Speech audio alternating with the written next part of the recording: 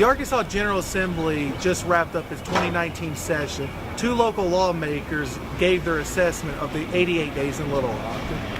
So it was a really steep learning curve. There were a lot of things to learn just in terms of how the process works.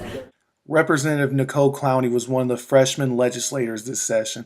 One of the biggest surprises to her was how positively tamed the legislation was. Because as a Democrat in the super minority, I thought that maybe we would see a lot of really extreme legislation from the right. We didn't see a lot of that this session, and that was a really a shock to me and a pleasant surprise.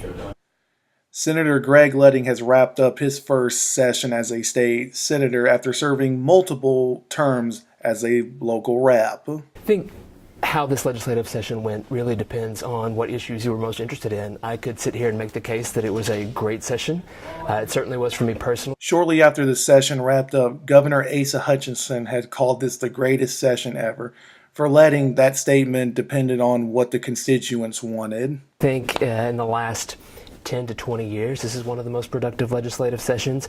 Again, I suppose it depends on what issues are important to you. Before she returned to Fayetteville following the session, Clowney had a bill signed that gave firefighters sick leave if they contracted cancer in the call of duty.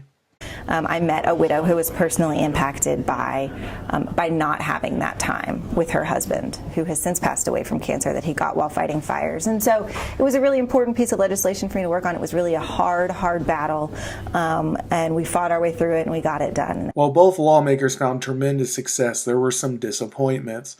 One came in the form of trying to combat gun violence in the state, even though Governor Hutchinson came out in support of the reform before the election.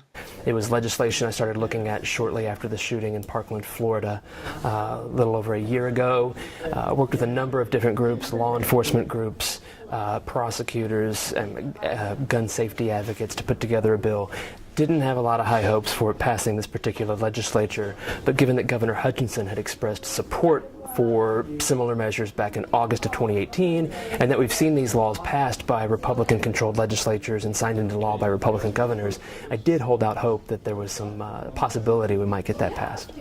I mean, I'd say the thing that I was most disappointed by was a bill that I filed that was about domestic violence and guns. One of the reasons that I got into politics was because I thought that the dialogue on guns had sort of gotten out of control, and I wanted to pull back and just keep our community safer. Now that she has a session under her belt, Clowney is ecstatic about what her future as a state rep holds. This was the hardest thing I've ever done, but it was the most rewarding, the most fun, and I feel like I, was just getting the hang of it right as we were wrapping up. So I'm excited to get back in there and spend the next 2 years preparing. Now that I know exactly what that looks like. The lawmakers will meet in 2020 to discuss the state's budget. Reporting live from the University of Arkansas School of Journalism and Strategic Media, I'm Brandon Davis.